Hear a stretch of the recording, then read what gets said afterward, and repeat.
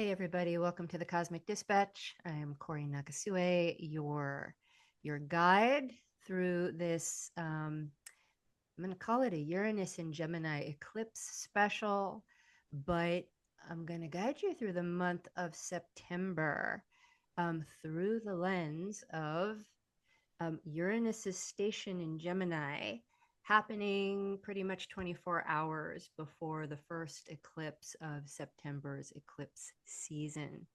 And joining me today is my friend, my partner, my assistant, my producer, my comrade, Mandee Sheeler. Hi, Mandee. How you doing? Hi, Cory. I'm here. I'm present with you in this moment, and I'm glad to be here with you. I'm happy you're here too. Yeah, presence is something I think in our last conversation we were talking a lot about, and how to be present during emotionally intense, um, really unstable types of feelings and energy. Um, it's been a minute since I've done one of these. I intended to take a month off for an art project, and then Uranian life happened. And so then that 1 month turned into 2 to 3 to 4. And now I think I've been away for 5 months. And yeah, for those of you who speak astrology, just so I can get some astro sympathy here, my Uranus situation, um, starting last year, Uranus conjoined my Venus, which is in a pretty exact conjunction with my midheaven. So I'm still getting that. I've been getting that for a year. I'm not quite done with it. And then it went on to square my ascendant, which I'm in the middle of right now. And that's going to be going on for another year or two. And then in 2026, because I have an exact Mars Saturn conjunction in early Gemini, I'm going to get a conjunction of Uranus on my Mars Saturn conjunction. So, I'm not trying to set anything in stone for the next couple of years, and I know I'm not the only one with late fixed or early mutable placements. Like, those are the people who are really getting the shakeup. I mean, and along with the world, this is an outer planet. So this is experienced. If you're not feeling it directly, your friend is, your neighbor is, your partner is, and the the whole world. 2020 fucking 5 is the introduction of all of this really intense movement and energy. This is just the beginning. And so I'm going to be rearranging my life for probably another 1 to 2 years, I suspect, internally, externally. Um, it's a slow transit, Uranus, even though it can be very experienced as very sudden and very rude. Uranus is very rude. It is not polite when it comes in and says, no, you cannot do this anymore. I am disrupting this whole pattern. And so, yeah. And then I was in LA in June and July, because of some disruptions, doing my own personal work, doing my own personal projects that then later turned into social projects that I am still in the midst of, that have involved at least 40 really deep series of conversations with people of all age groups, all races, all genders, all sexual orientations, and all socioeconomic class, trying to discuss our experiences of the world, which were all similar in some ways and different in other ways, but then pulling some of those ideologies down, like way down into the intimate and personal realms. Because, and this is a very Uranian Aquarius thing. Yes, we are like a whole nameless, faceless family of people. That's, Aquarius and Uranus, the masses.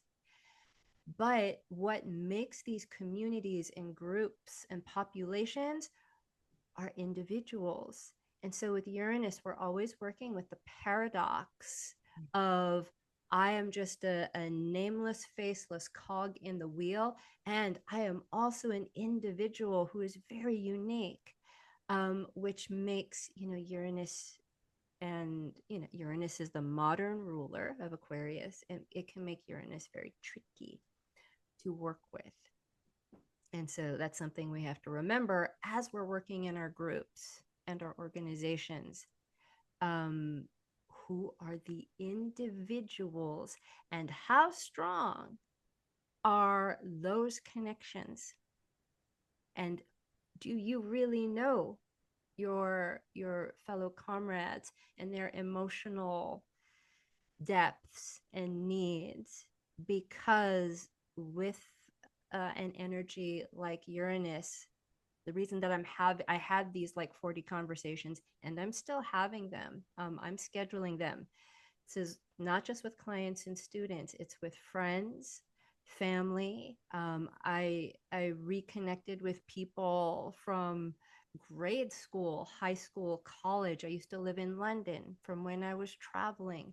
I've reconnected with people in my own town and community, from when I lived in New York City.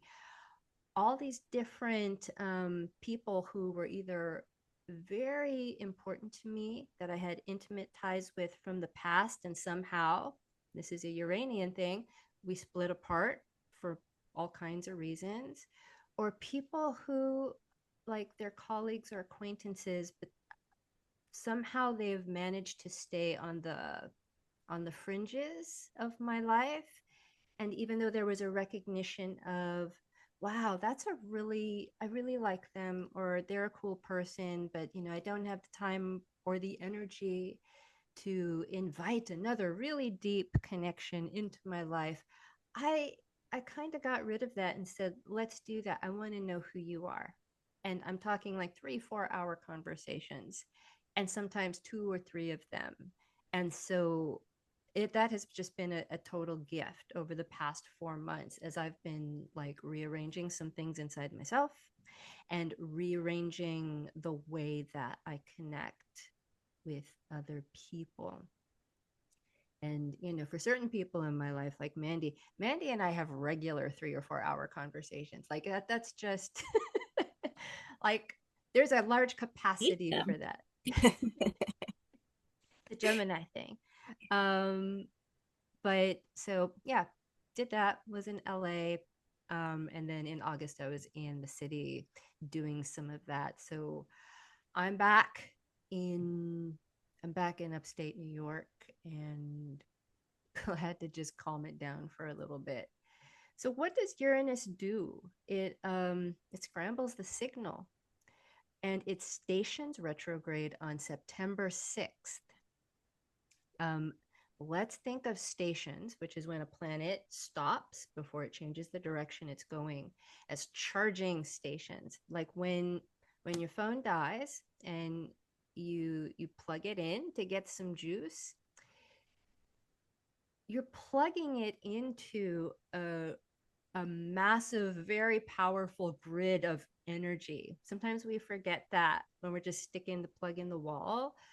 But what is that connected to? What is giving it that power surge, that juice?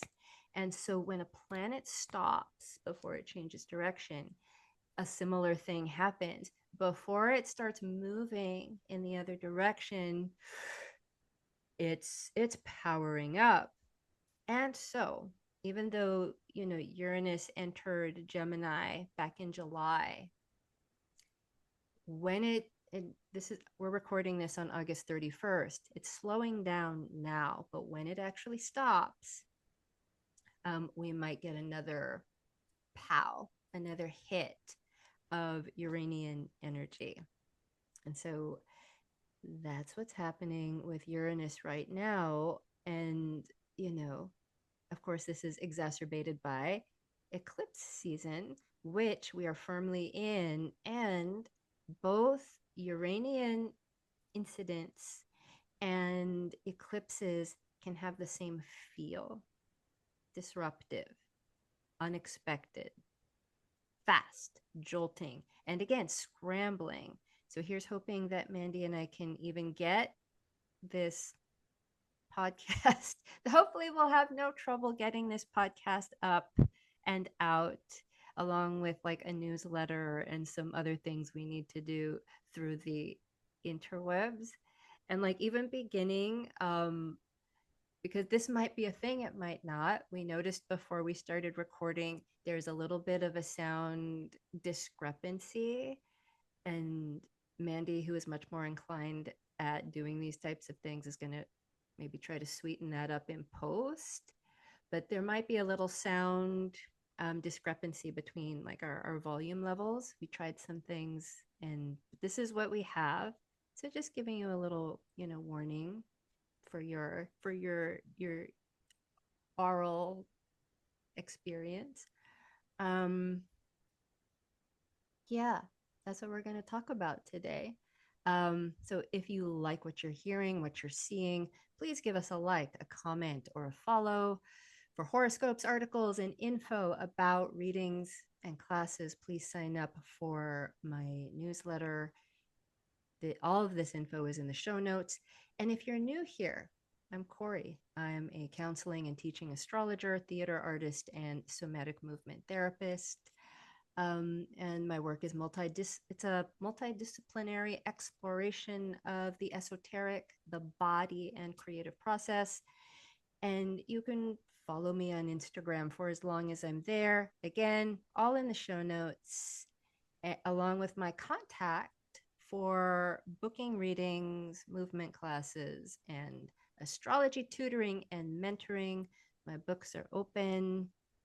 Um, Mandee, are you doing readings right now? Yeah, so I have my group of people that I meet with fairly regularly, and I'm kind of limiting my time to just them at this time, only because of all of the other things I've got going on in my life. But I will open that back up at some point, and probably Instagram and or here, the Cosmic Dispatch. Like those are the places that that information would be put out into. I know.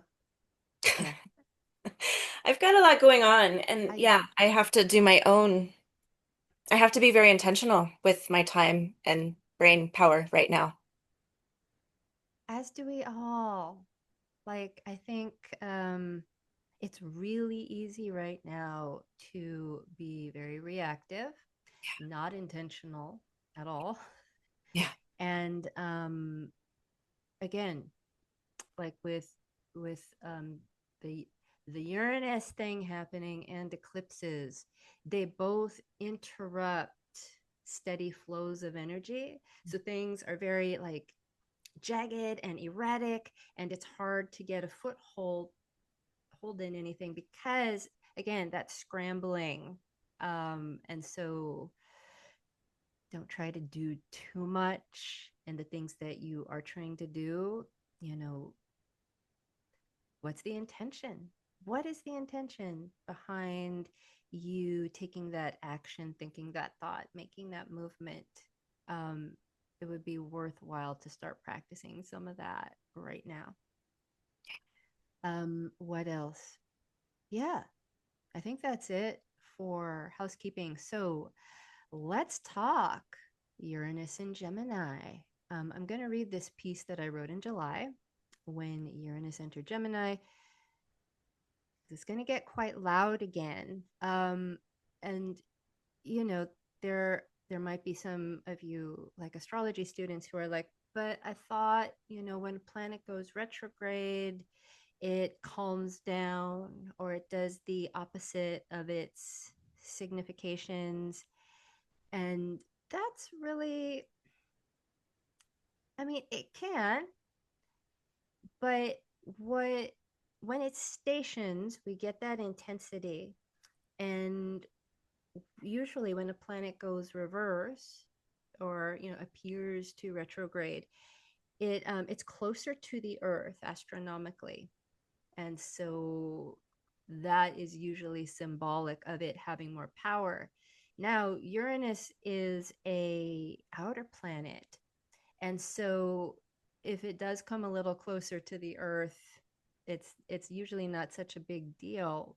But what happens when any planet goes retrograde is it becomes either, I mean, a lot of things happen, but the most prevalent experiences are the energy of that planet, the types of things it symbolizes go from the externally expressed to the internally felt, and or the expression just becomes more unstable. But one of the ways it can become more unstable is it's not doing what it's intended to do. So there is a definite possibility that when Uranus gets going again after it stands still, that there might be a sense of a bit of a lull, like not as many jolts, not as many emergencies and surprises. That's a possibility, but it its expression does become uncoordinated, which means it could be too loud sometimes and too quiet at the other times. It's not behaving like itself. So keeping all that in mind, and with what Uranus is about to do, and just keep in the back of your mind that we are also going to talk about eclipse season, and there's a reason why I paired these together, because some of the feelings are going to be similar. We're getting eclipses on the Pisces Virgo axis. With Virgo, we're dealing with the planet Mercury, um, and Mercury is the ruler of Gemini, where Uranus is in. And in some schools of thought of astrology, um, Uranus is the quote unquote higher octave of Mercury. So there's a lot of simpatico here going on between these two big astrological events. Um, yeah, and so I will now proceed with this is part of a series I do for Chronogram called Astrology 101. And it's truly a 101. So, if you're jumping in, not really knowing too much about astrology, this is like a good place to get your feet wet. And this is understanding Uranus and Gemini. And it's titled The Breaking Point. Not to be dramatic or anything, but it's called The Breaking Point. Uranus is the planet that is also known as the Great Awakener. Um, it did enter Gemini on July 7th after 7 long years in Taurus. In November of this year, it will return briefly to Taurus to finish its work. And by April 2026, it will be in Gemini for the long haul. During its stay in grounded, sensual, substantial Taurus, the lightning bolts of Uranus sparked radical shifts in the foundations and systems that we count on. Taurus is a Venusian earthy sign. It represents material necessities, the human body, the body of the planet, and Taurus comprises the things we depend on for stability. And these things can often be taken for granted. This is the food we eat, climate patterns, our access to goods and services, economic systems, and even our body's basic rhythms. This is why Uranus transits through Earth signs can feel really volatile. It's basically taking a jackhammer to the ground beneath our feet. And if, especially my friends in the city, you know, we've all walked by, you know, the dudes at the construction site jackhammering the pavement, and how loud and messy and disruptive it is when you try to add that much force to something solid. It's not it's not an easy it's not an easy task, and it it's very disruptive. um what else? This is why Uranus transits through his signs can feel volatile. Not only does it take a jackhammer to the ground beneath our feet, it shakes up the comfortable dependencies that lull us into complacency. That is a huge one, especially with Taurus. We can get a little too comfortable. Uranus entering an air sign like Gemini shouldn't feel as disruptive, but its historical transits through the sign mark multiple expressions of conflict. In the mercurial double bodied sign of Gemini, there are often choices to be made between one thing and another. A superficial read of the sign of Gemini would have us thinking in terms of binaries and dichotomies. And while it's true that Gemini is the sign of bifurcation, and that's where and how things split off from each other, a closer reading of this archetype speaks to a process of integration. So while it's true that, oh wait, nope, sorry about that, to perform the activity of that integration, right? Synthesis, and explore the spectrum between two poles, we need to understand the poles on their own terms. Gemini implies movement. And for those of you listening to the podcast, I'm making a gesture with my hand going back and forth. Gemini implies dialogue, making the same gesture with my hand. Exchange, same gesture with my hand, this back and forth energy. And most of the time, Gemini, hopefully, actually, is experienced in same motion with my hand, transition.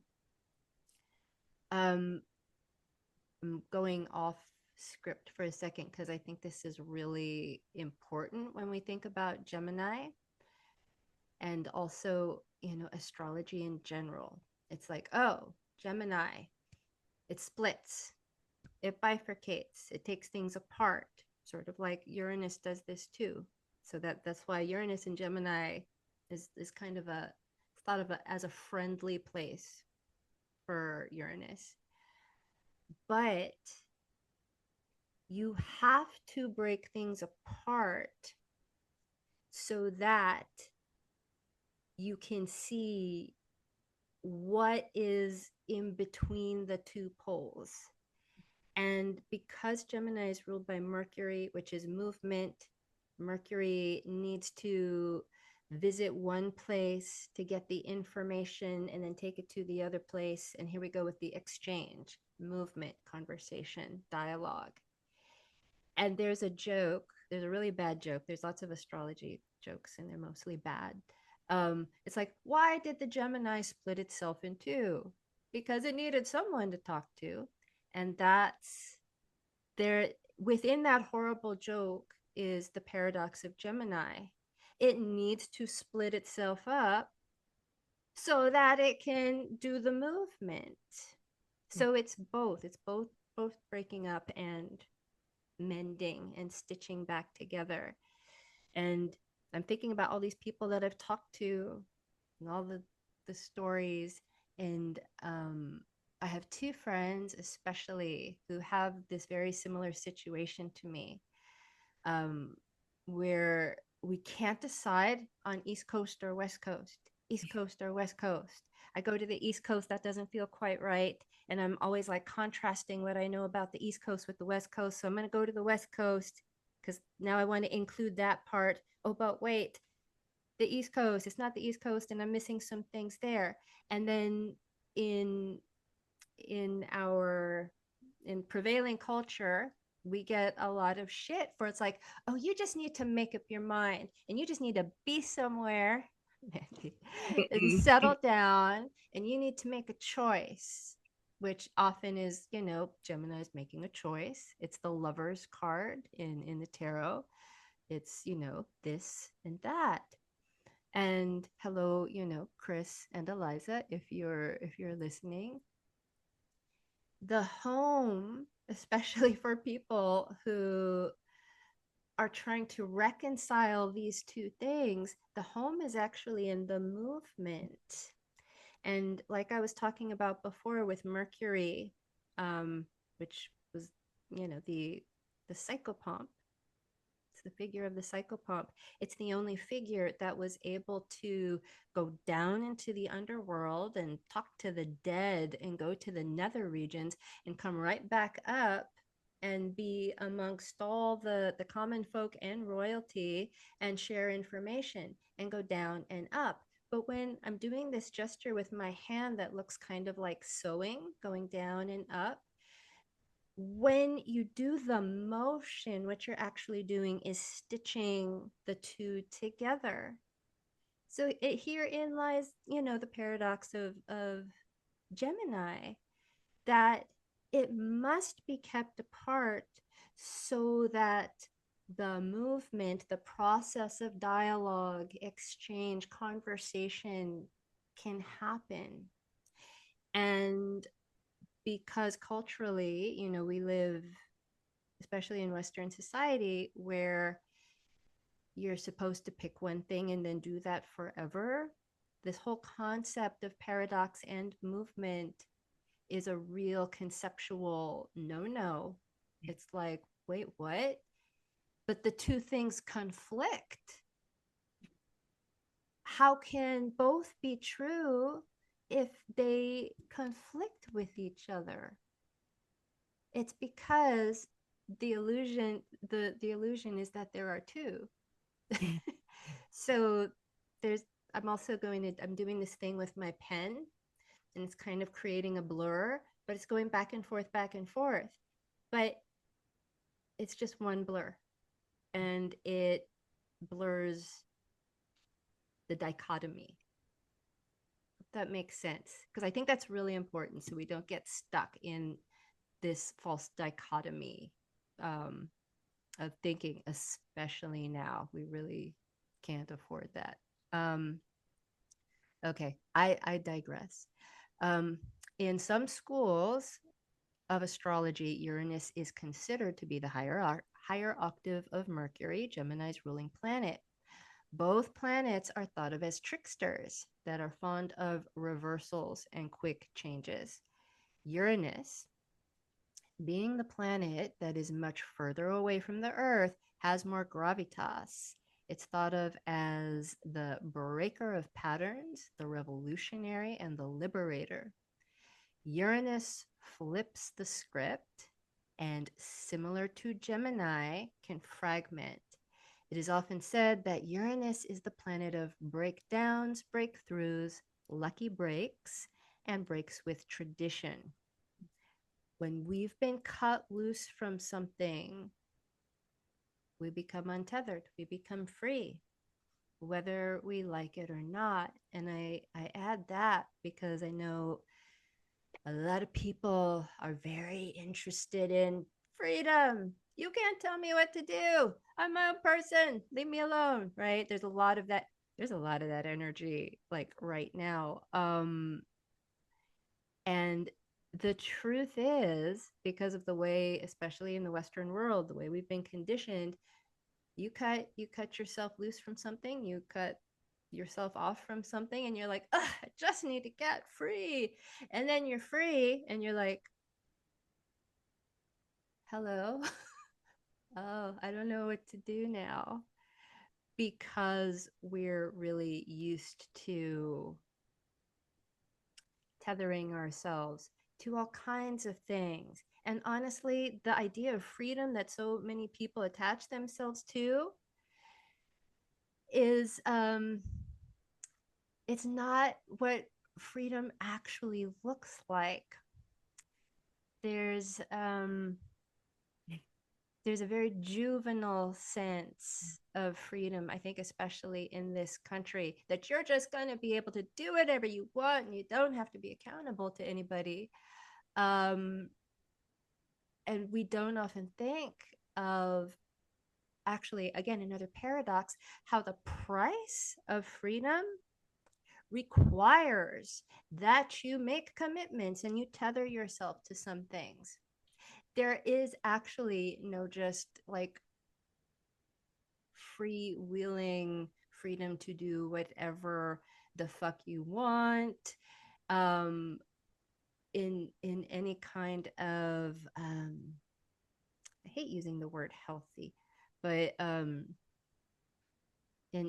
any kind of way that is valuable, I think. So something to think about, because freedom liberation is going to come up a lot with Uranus. And sometimes during a Uranus transit, breakthroughs are precipitated by breakdowns, and the space is cleared for the new by a, again, rude eradication of the old.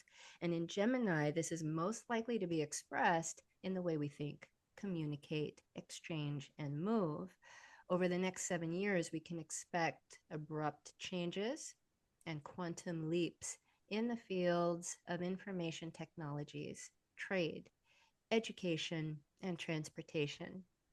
On a personal level, we may have to change our relationships to the data we consume, store, and share, change how we do those things.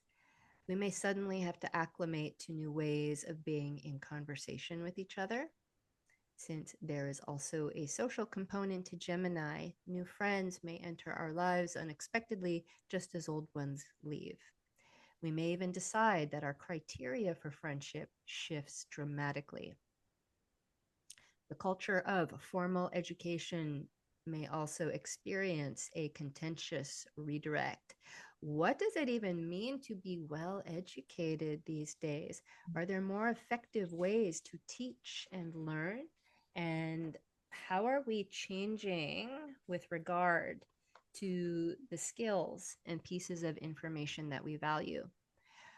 We could ask similar questions about our modes of transportation. What is simply not working on our roads, in the air, on our waterways? Do we need to rethink our relationship to our cars, public transportation, traveling for pleasure, and how we import and export goods? Perhaps the most trenchant view of Uranus and Gemini is expressed when we take a look at historical events that occurred before, during this transit, most notably the American Revolutionary War, the American Civil War, and World War II. Uranus wants to free itself from the confines of the past, find independence, and innovate. It's invested in radical new ways of being and has little interest in playing it safe. Uranus liberates stuck energy.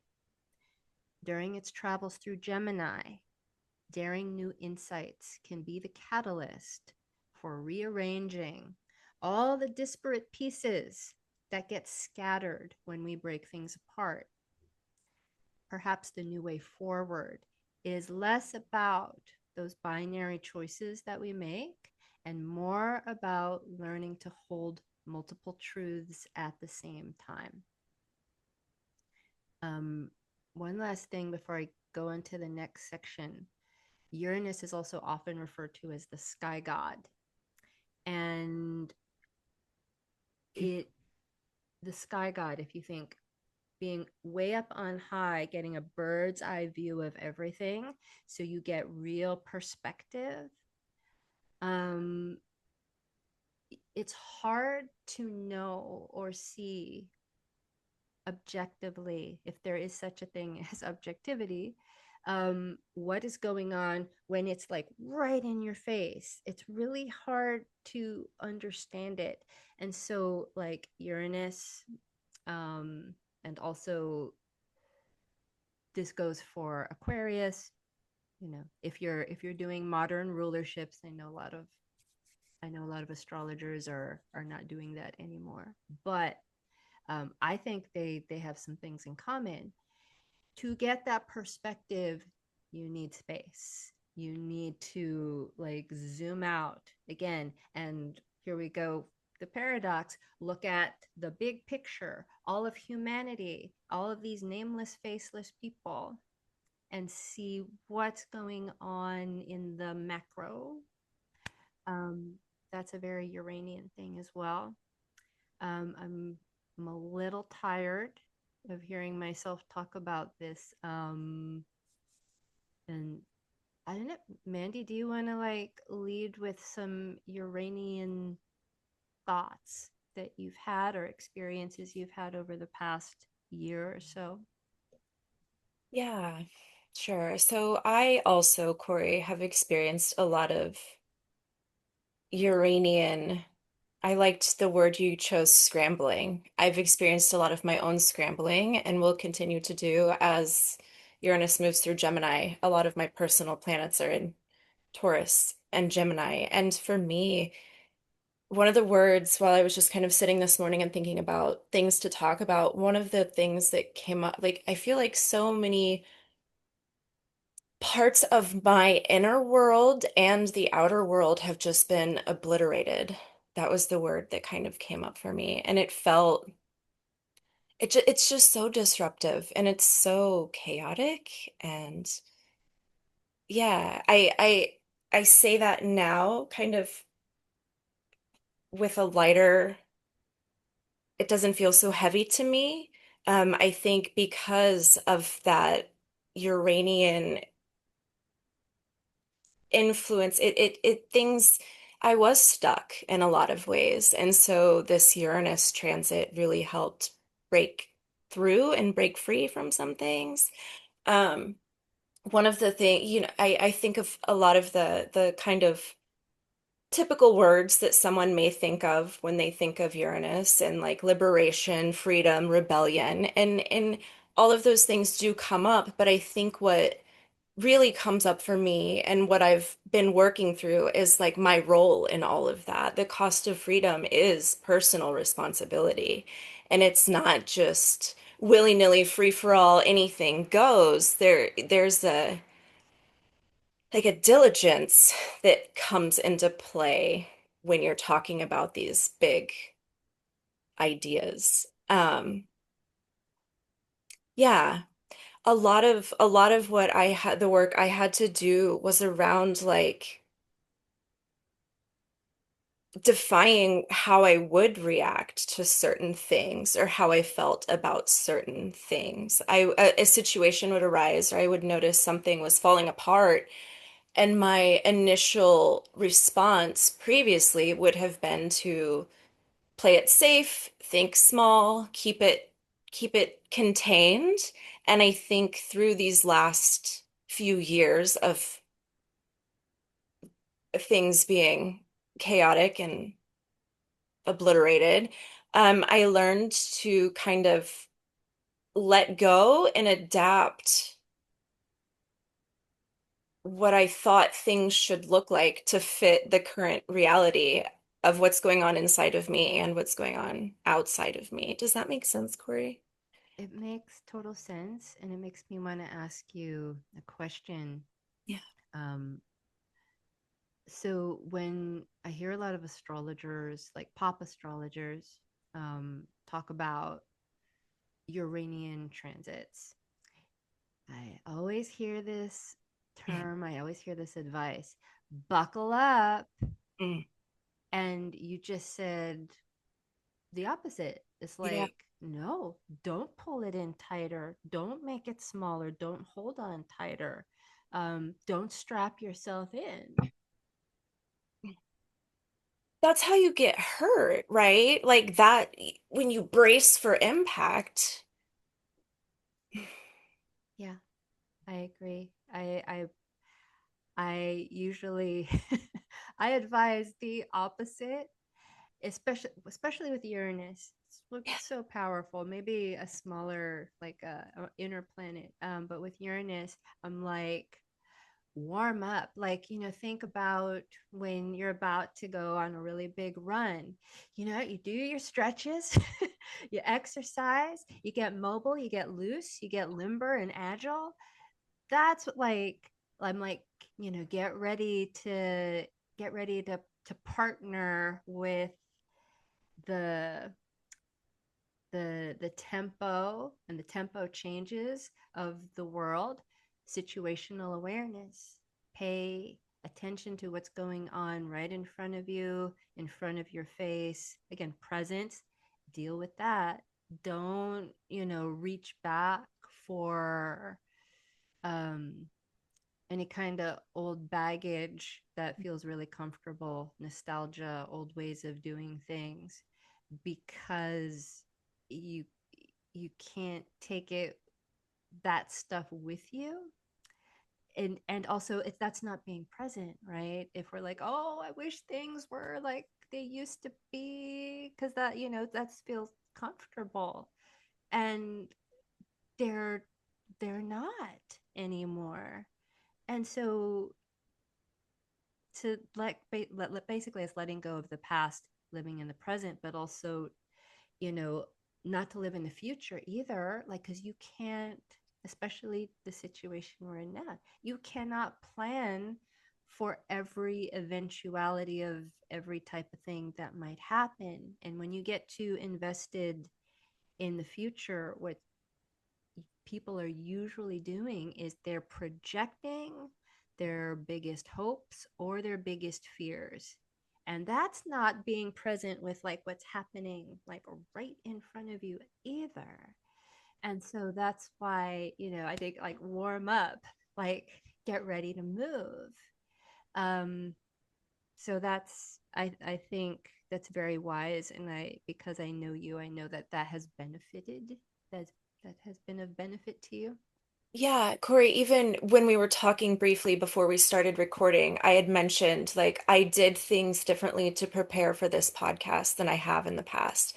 In the past, I would have like sat down and gotten quiet and like tried to like get in this quiet, calm place. And so instead, this time I like jumped around and I like because I was feeling nervous and I was feeling this like this buzz under my skin. And instead of like trying to,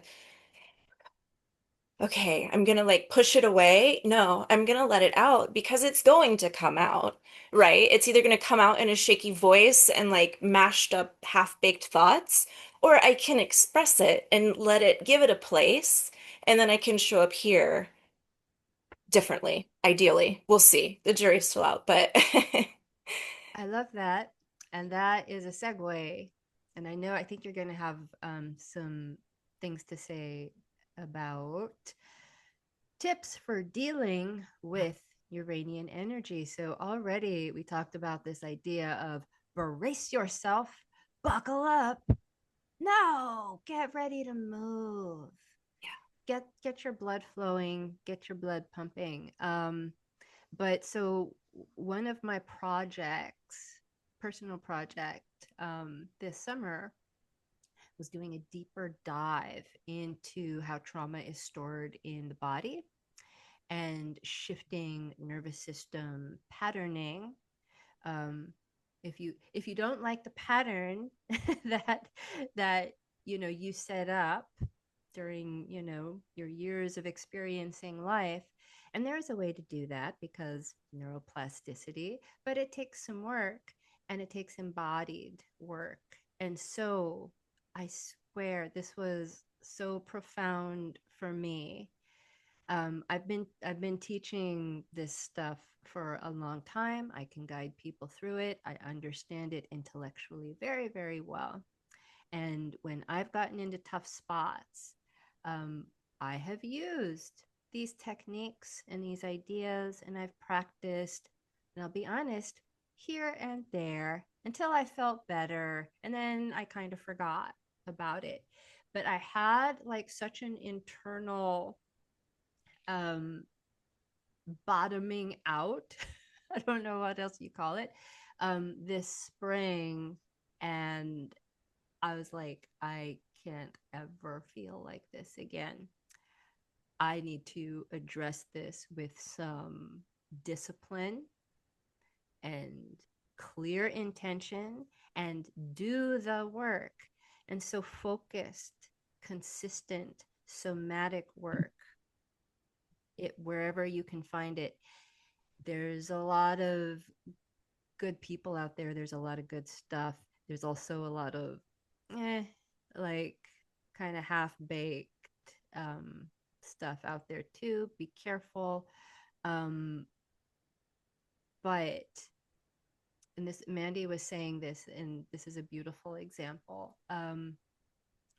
A lot of people will go towards these somatic practices, nervous system regulation, all of those things. These are all wonderful.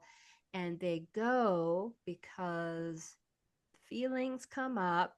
They are deeply uncomfortable, maybe even very painful, and they just don't want to feel that way anymore. So they're thinking, okay, I need to learn to calm myself down and learn to self regulate or even co regulate with someone I trust.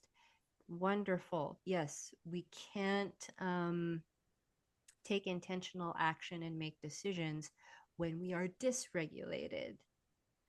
But calming down and being able to get yourself in a state where you're not being reactive is half the story. When we're talking about changing or actually shifting a nervous system pattern, and Uranus rules the nervous system, so this is salient.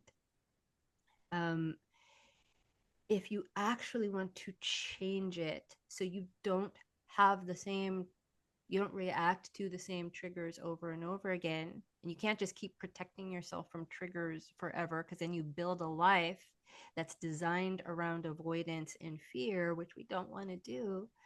um, you want to be able to get into that state, because then it's from that state that you can expand your capacity to feel more feelings with more depth, even things like pain, and more complexity, so that you can get some real information from them. And at the same time, because the nervous system is expanded, you are less likely to be reactive because you can hold it, you can feel it, and then you can make some decisions to respond to triggers differently. And this is where we start to change the nervous system pattern so that we don't respond to triggers the same way. Um, also love, this is another way of thinking about it that I've heard a lot of times, but the first time I heard it was from the author Sophie Strand. It's like, and this is kind of entering into Virgo territory, which is, where we're having our eclipses this month. Um, so like we have these demons, these bugaboos that sometimes inspire us to react in ways that are like really damaging to ourselves or to others. And this would be a Virgo way of thinking about these things that we find problematic, like I have to get rid of it. I Mm. have to cut it out. This is bad. This is a bad part of me. I'm cutting it out.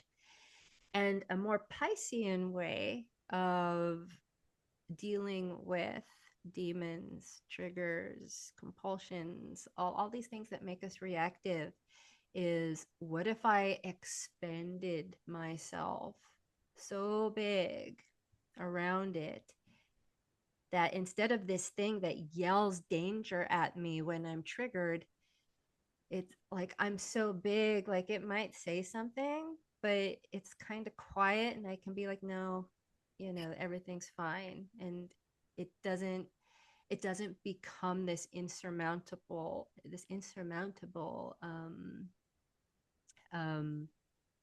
overwhelming feeling that you just have to escape from. It just becomes a little voice that you're familiar with, and then you don't have to listen to it and you can choose differently. um body bod Body work, getting literate, emotionally literate, sensationally literate, especially during these times where that can like whip you into a frenzy. Any thoughts about that or experiences?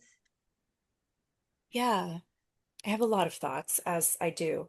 Um, one of the things that I've been thinking about with Virgo season and the upcoming eclipses and my own personal chart and the astrology uh, in the world, it's a lot of times Virgo gets kind of pinned as this perfectionist thing. And there is that in there. So like if my body work isn't if my body practice isn't perfect, then like it's all or nothing. It can become very all or nothing. And so with Virgo season, I've been trying to shift that like perfectionist all or nothing thinking to like more precise and calculated. And instead of because okay, so I've been on this journey of incorporating yin yoga into my evening routine. I've been doing it for like 8 or 9 weeks now, and it has expanded me and my nervous system and my capacity to deal with things. But previously, Mandee in the before times would have done yoga for a week, skipped a day, and then, well, it's all for nothing because I missed a day and nothing, none of it matters anymore. And so instead, I've been working on like, okay, I did it 6 times this week.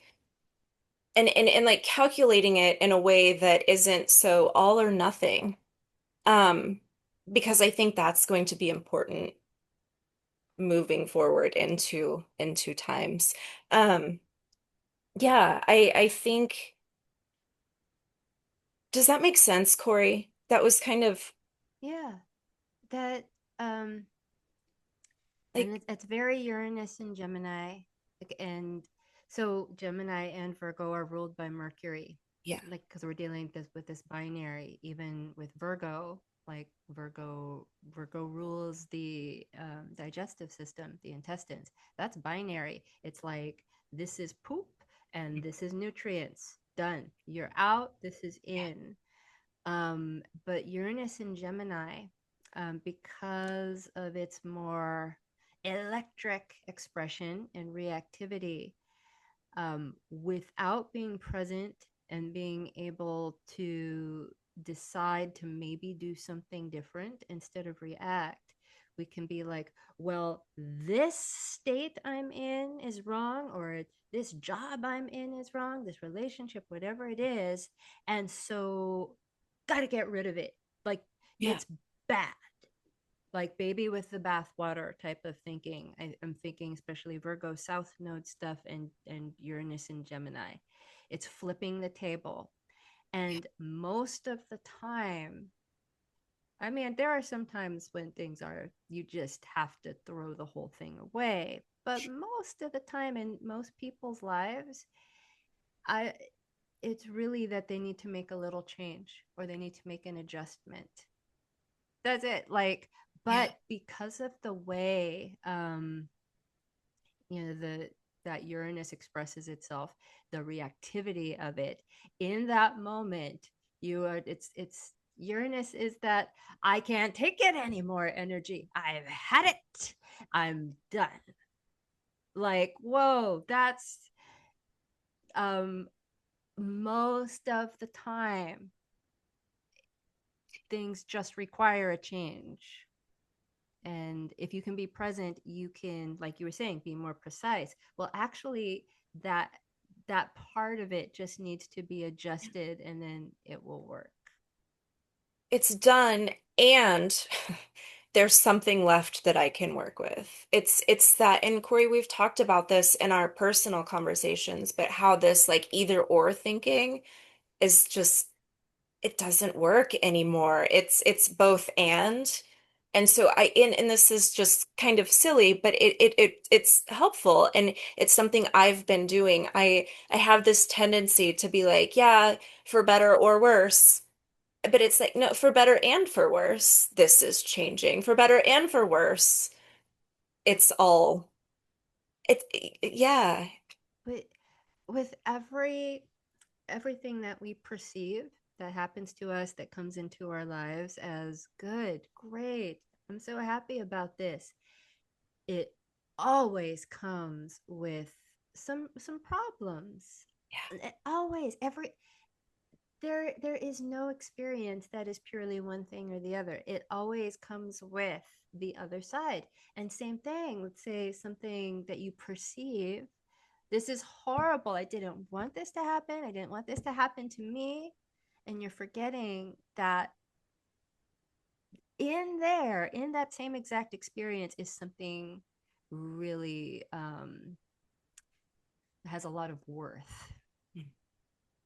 And so this whole, and this is a Virgo thing, the Virgo can get very fixated on their ideal. I wanted it to be like this. And then they will lean on their high standards. It's like, I'm sorry, my standard is just very high. It must be high quality. And this just doesn't cut the mustard. You cannot like meet me here. And I have to remind Virgos that when they're standing on that soapbox, I'm like, just because you are very clear on your ideal doesn't mean that your standard is that high. It's just particular. Mm. The level of good or bad, that is totally subjective, but you are very particular about how you want it. And um what is it, I'm going to be so cliche here, and that's when we get into situations where we let the perfect be the enemy of the good. Yeah. And yeah. Yeah. um And so which brings me to another thing. So tips for dealing with Uranian energy, these are good, I want to remember these myself. So echo chambers versus true engagement. I was lucky enough, I think this was last weekend I did this. I went to a poet a political politics and poetry, or political poetry get together, like a meetup, and it was about specifically the role of politics and poetry. mm, And we had all kinds of people there. We had you know we had some boomer poets there with a lot of their political poetry, tying what's going on now back to the 60s, a lot of Cheeto poems, whatever. I'm making a little judgment there. We also had younger poets who really wanted to talk a lot about Palestine and had a very different view of politics. We had some people there who had masks on. We had some people there who didn't have masks on. I mean, most people did not have masks on. We had environmentalists there who really like wrote a lot about how like big oil is the number one evil in this world, and people who didn't think it was so bad. What else? There were so many like contrary views of things. There were more, but that space I thought was really productive and good, even though there were a lot of skirmishes. There was a lot of eye rolling and like little personal monologues about what other people were saying. There were people who were unmasked, frustrated with people who were wearing masks, and vice versa. But I thought it was a really constructive place because there was true engagement. Yeah. Like people were really feeling the difference and the discrepancy, and then having to really think. And even though people were rolling their eyes and doing their things, they were listening. Information was getting communicated, and nobody like left the room. People stayed in the room and they stayed communicating. And I think we need more of that. That's a very Uranus and Gemini type of thing, like real engagement. And then I have to ask, because I know that, people are now organizing themselves into different like groups, or I would even say some clans. Mhm. Um, and and I've been in those spaces too. And everyone agrees on the thing, whatever that group is organized around. And I still don't feel like I really know, again, the individuals. Who are these people in the group? Because look, no, we all agree on the same thing, so everything's great and we don't have to have conflict. Well, my darlings, conflict is what leads to intimacy. You cannot know something unless you hit that point of conflict. Mm. Otherwise, you're just dealing in the superficial, you're trying to get things done, and then someone's little trauma demon will come out and they get excommunicated and canceled. Yeah. Mm. That is not a productive or useful space. I thought, even with its conflict and some, not nasty behavior, but like some disrespectful behavior, the people stayed in the room and they were listening and they were expressing themselves. And no, it wasn't comfortable, but some some new ideas like were expressed. They were allowed to penetrate, you know, like I have I'm very passionate about the things I believe. I rolled my eyes a few times as well, but I could see where they were, I could see where they were coming from. And then when I could do that, that made them human. I was gonna be like, oh well, I'm never talking to that poet ever again. Like, no, they became human to me because they were also talking about why. Like it went a little deeper. And I urge people, because Uranus is the planets of the group and the individual. Notice, are you only in echo chambers? How deeply do you know the individuals in your communities, your groups, your institutions, whatever? It's like, are you, do you think it's enough? And like, and I'm like seriously asking, is it enough to just be bound by an ideology and then think that because we're bound by this ideology, we're strong and we can do things? Because I've been seeing that fall apart in a lot of spaces. And like I was saying, I was in LA in June and July, and that's when the stuff with ice like really started heating up.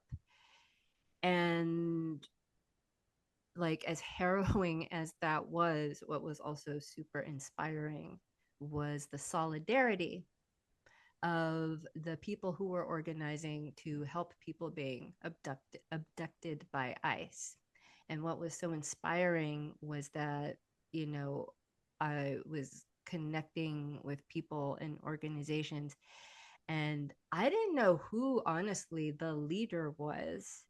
Didn't seem to be a leader, but there seemed to be um deep personal relationship and connection.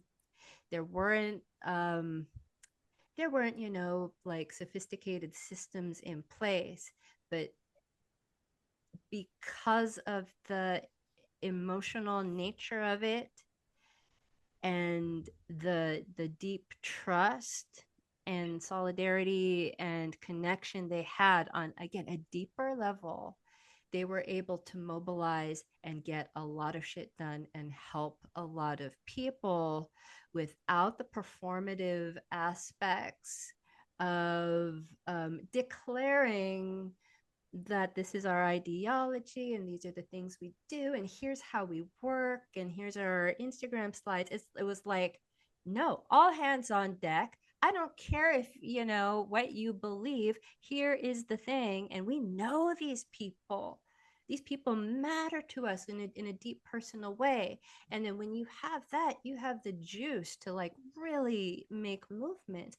But it takes that kind of investment, which is what I've been, that's my social project, and having all these repeated deep conversations with people about how they're experiencing the world, because I want to build that.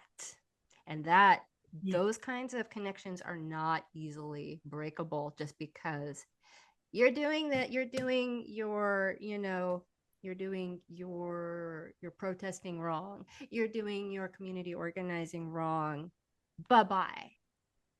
Like if you have like a really deep emotional tie with the people and it's personal, you will work it out.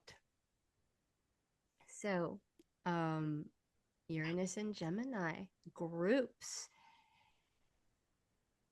that what's happening during that exchange, like these are things to ask.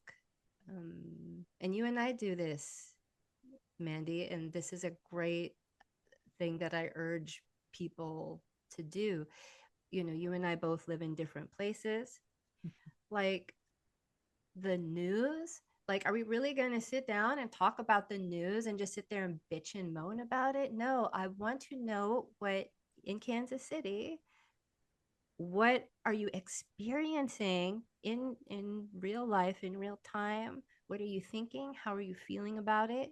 I'm telling you like what's happening in New York, and then we're piecing it together, like, and you know it changes from day to day, but like staying present and continuing to do that work of Uranus and Gemini, exchanging. What are you saying? What are you feeling? Oh, maybe, you know, I think this thing might be happening, or like that. I think is important. Stitching together. We're stitching together, you know, Kansas City to Kingston, and understanding how that might be like one thing with a lot of different expressions. I don't know. I think those are my main ways. I don't know, Mandee, if you have any other things you think people should do during, you know, with eclipse Uranus energy. Um, Sorry, yeah, probably. I'm think that was just so beautiful. Like, yeah, it makes me emotional. It feels like you experienced like Piscean organizing versus like this Virgoan organizing of like Virgoan. Um, yeah, wow. Okay, sorry. I'm processing that a little bit. Okay. And I wanted to bring up another Uranian thing. This might be a long episode, but those of you who are studying astrology and are familiar with like some of the milestone transits, like the Uranus opposition, everyone gets this around the age of 42. And there's a lot of jokes about this opposition as well, because it's like one of the big midlife oppositions. And the Uranus opposition is usually, you know, people joke, oh, that's, you know, when the guy gets the red sports car and the 20-year-old girlfriend. It's you hit that middle point and you look back at what you've been doing for the past 42-ish years, and you're like, the end is coming, or I'm like in the middle. Time, you know, time is precious, and you look back at all the things that you've done that you're not happy with, and then here we go with the big table flip. I can't do that anymore. I'm quitting my job, I'm getting a divorce, I'm getting the sports car, I'm getting the girl. Like, it's, you know, there's way more to like a midlife reckoning than that. but that's kind of a joke. But they're supposed to be. Uranus is also about reversals, going back to binaries. So, the same thing can happen. Let's say you've been single for 42 years and kind of freewheeling, uncommitted, freelancing, and you get like a Uranus opposition transit. If it's just about reversals, all of a sudden you might feel, I want to settle down. I want to get a 9 to 5 job. I need some stability and some consistency. It's just, it flips. And so that's another thing I wanted to bring up about Uranus. But again, most of the time after the Uranus transit has passed and you've done the reactive flip of your life, then you go, uh-oh. Like I didn't really need to blow up my life. I didn't really need to erase everything. It probably needed a couple changes just to get the energy going and get things, moving again. I just needed to wake up a little bit. So, More thought. unless there's any more to say about Uranus, I want to move on to the eclipses. Yeah, let's Okay. do that. And so we're having eclipses on the Virgo Pisces axis, and Mandee's a Virgo Pisces person. There is an episode of the Cosmic Dispatch that I recorded maybe 2 or 3 years ago. And we all have people we gravitate to and that gravitate to us. And for some cosmic reason, I can guess why, but who knows? I have so many Virgo Pisces people in my life. Like there's so many that so when I decided to do an episode about the Virgo Pisces experience, all I had to do was like open up my phone and go, oh, bam, bam, bam, bam. And so I got like six people, six of my friends together who are at least a little, versed in astrology language to all talk about their experiences. And it was so good to get so many perspectives of the lived experience of having to deal with that Pisces Virgo thing. And I wrote down somewhere for the newsletter what episode that was, and I'll put that in the show notes because it's really good for this month to think about those two signs and their dualities. Okay. Choppy waters, deep cuts. Eclipses are the course correctors of the cosmos. They realign and adjust trajectories, much like a chiropractor adjusts bones. Like it's Mhm. fast. Eclipses can also be seen as portals to alternate timelines, stories, and even physical space. One moment we're here, the next moment we're there. And we can't recall the journey between the two. It's like a wormhole. Hence, eclipses can be experienced as disruptive and confusing. They can fast track changes that are already underway, or they can stop you in your tracks if a reroute is in order.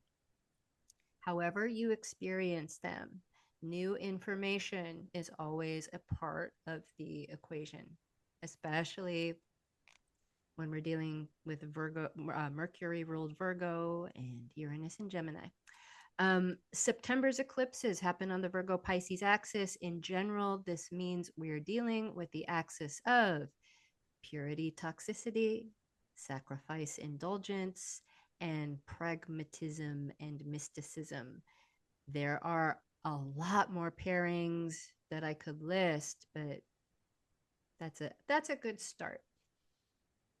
When working with zodiacal axes, it's important to remember that opposites are two expressions of the same topic, as in life.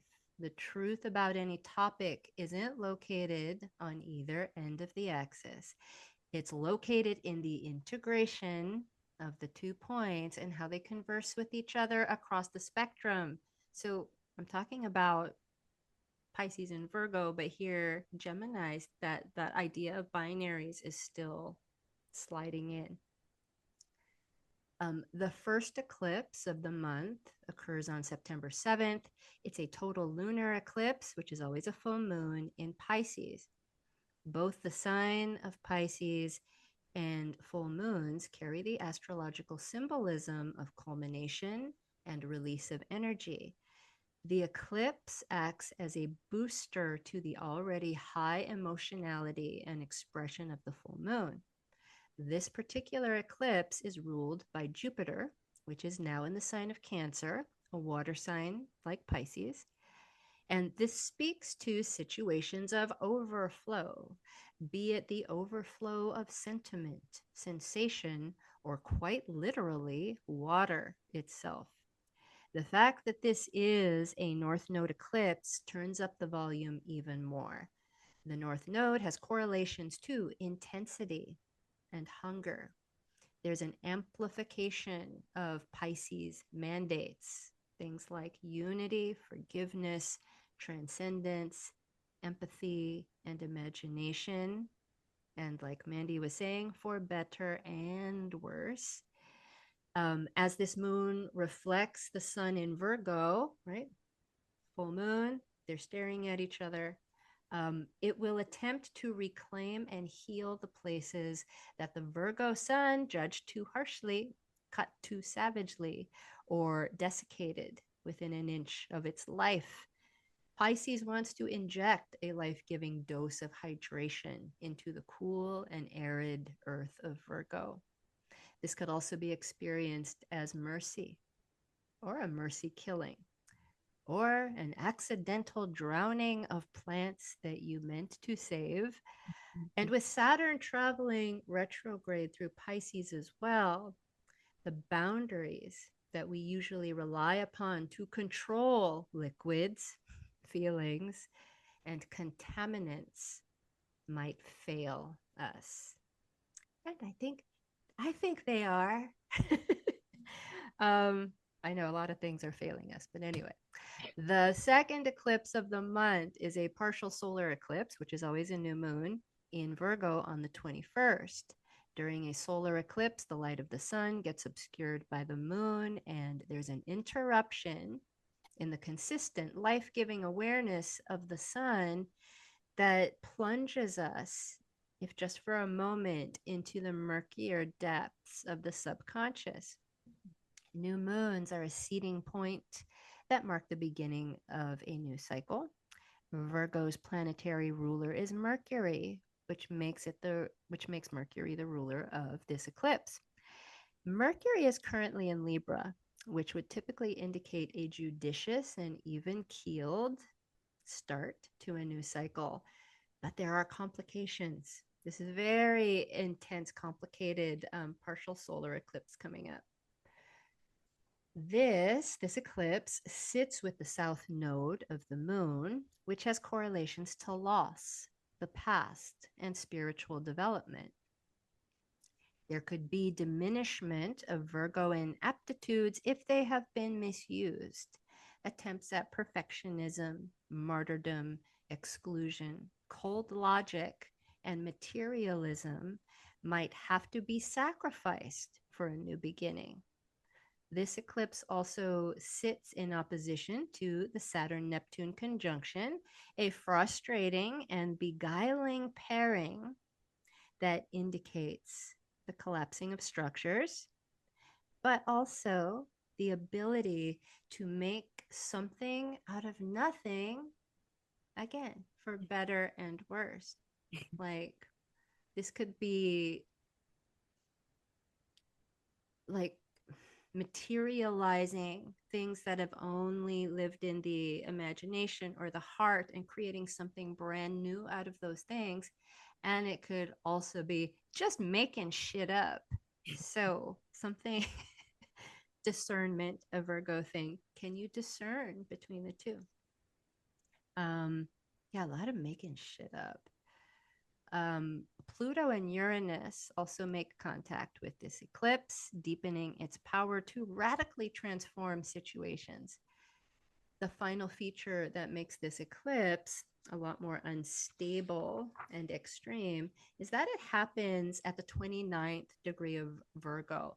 This is the second Virgo new moon that we've had in 30 days. So there's something like we really need to pay attention to, learn about Virgo.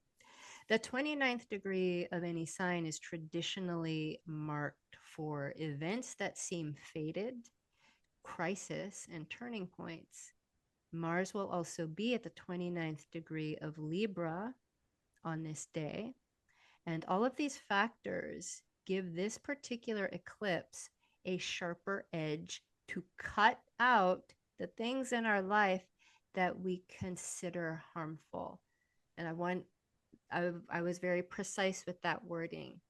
Cut out the things in our lives that we consider harmful. Not all of the things that we consider harmful actually are. So, again, discernment. Can you tell the difference? You know, when we consider something harmful and we want it out, reactively, that's a fear response. That's not discerning. What else? Yeah, the danger with the South Node eclipse in Virgo is cleaning something so hard that you destroy it, or ripping something beautiful to shreds when all it needed was an alteration. Ideally, this eclipse season will challenge us to find the courage to feel deeply and do the hard work that needs to be done, not in the name of purity, but in the name of compassion. And that's, that's my take. I have some examples. Like I'm not like bagging on Virgo, but Virgo Virgo is amazing. Virgo's awesome. Nothing gets done without Virgo. But South Node Virgo is Virgo things that have been overdone, misused, um, like quadrupled. I want to be extreme. I'm gonna say, double down on Virgo. That doesn't sound right either. But anyway, you know what I mean. When we just like drive Virgo into the ground.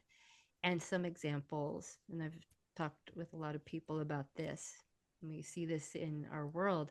An example would be like cosmetic surgery.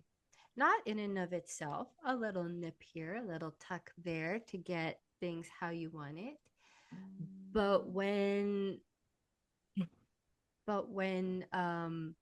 it's still not quite right, and it's still not quite right, just a little more, just another nip, another tuck, another, and then we've kind of destroyed the canvas and we have a face that's become unrecognizable or damaged. But it was done in the name of like trying to get it, even more perfect. Same thing, with weight loss. And now that's like so easy to do because of the drugs that are available.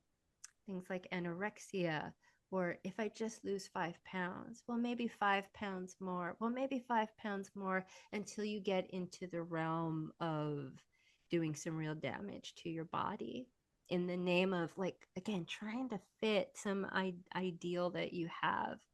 And I talked about like cleaning. It's like brushing your teeth till your gums bleed, not healthy, not good oral hygiene. And I would even bring in ethnic cleansing. I don't need to explain what ethnic cleansing is. And y'all know that that is a thing that is happening in the forms of, what's going on in Gaza, what's going on here with ICE, all the same thing. It's like there's some ideal of purity that wants to be reached. How can we just get rid of everything that is dirty? Or again, considered dirty, considered harmful. It doesn't mean that it actually is. Um, that's all I have to say about the eclipses. I don't know, Mandee, like being a Pisces Virgo native, if you have any tips or any experiences you would like to share. Yeah, I think, and I think we've talked about this in previous eclipse episodes of the podcast, but I think even more so this time around, just observing what's going on and not being too critical of judging, at least in the meantime, because I think, as you've said, things are going to be cut out that are, yeah, um, cut out that are deemed not healthy or toxic. And is it I don't know, Cory. I all I can think about now after that thing I had notes that I was going to talk about, and now I can like who's making these judgment calls for things? Where is this like this is dirty, this is bad coming from? Is what like my brain is at now. Yeah, what is purity? What are the standards for that, and who gets the final say in that? I mean, we know who gets we know who's, creating these again. And then we go back to dichotomies. This is clean, this is dirty. Like, what's really what I'm seeing too is this like rise of Christian nationalism. Totally. That's really that's what it's all about, right? This is good, this is evil, this is clean, this is dirty. And we need to clean it up. We need to get rid of the dirty. We need to get rid of the evil. That's very South Node Virgo. Again, I'm not going on like a Virgo bashing crusade, but it's when Virgo, gets into trouble. Some like very beautiful energy, very beautiful symbolism and qualities go extreme. So That's what needs to go away. Can I say that? yeah, yeah. Just lean into the your mic when you say Yeah, that was very that's what quiet. needs to go away. Yeah. Um, Yeah, it's so, and so this is late degree Virgo, right? 29. Yeah. I was thinking the square from Uranus, but that was the last Virgo new moon. Which, so we're recording this on the 31st. We had that Virgo new moon, I'm thinking a week ago, because we're at a quarter moon. Was it about a week I ago? have no concept of time, Cory. I don't know. Yeah, But sounds good. but that's why at zero Virgo, and that's why like I'm saying we're in eclipse season now, when we don't have to wait until the 7th. Yeah. But yeah, the new moon at zero Virgo that we had about a week ago was in a square aspect to Uranus. And so that was the beginning, that was a seeding point. And then the Pisces full moon, the lunar eclipse, Yeah. is going to be the release and culmination and expression of whatever was seeded at that new moon, that had a little Uranian jolt buried in that seed. So it'll be interesting to see what that Yeah. expression is on September 7th. That's going to be like a really watery, liquidy, um, yeah, moon. And I've already, I've been talking with my peers, and everyone's just getting ready to cry. To cry or maybe sweat or bleed, like the imagery, right? Especially being ruled by Jupiter in Cancer, deep feels. Um, and again, let it flow. Let it, please don't do the bracing right now. Um, and if it doesn't feel safe for you, like kind of mentally prepare, know where your safe places are, know where your safe times are, know who your safe people are, and have Pisces, doesn't often get a lot of credit for the courage that it needs to be that open, that vulnerable, that sensitive. I know in some Pisces cases it can be thought it's just like indulgent, but I also know some like very Piscean people, intentional, where and it is a courageous act to feel that much just in life right now, and then with everything going on in the world that is very painful, to open yourself up, feel it, take it in, which is why, yeah, I ended that with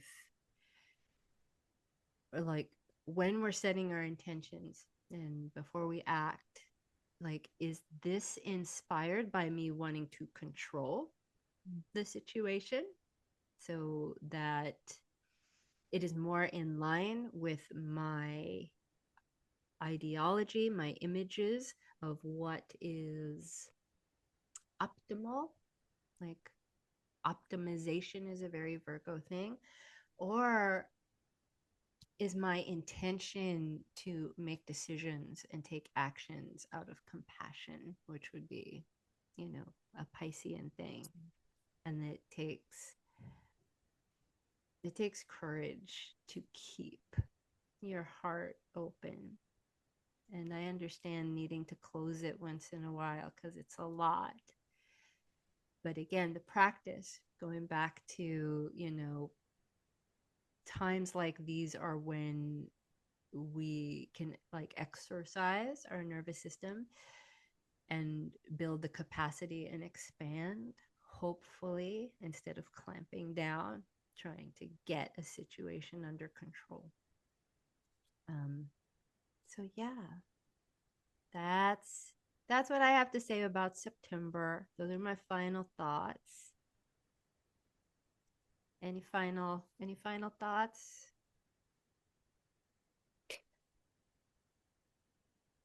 I don't know, we're dealing with a lot of mutable things, so I think, yeah, staying warm and ready to, Yeah. yeah. Like, yeah, yeah, yeah, like get ready to box, I guess. Like be ready to duck and yeah, weave and Bob and weave. That's bob it. and That's the weave. Like, flashing. yeah, you've gotta mm-hmm.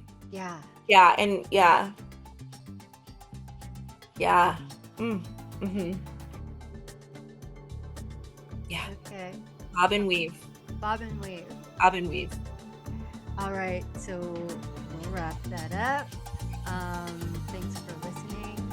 And because I'm in fluid state, I can't say when I'll see you, but I will see you next time.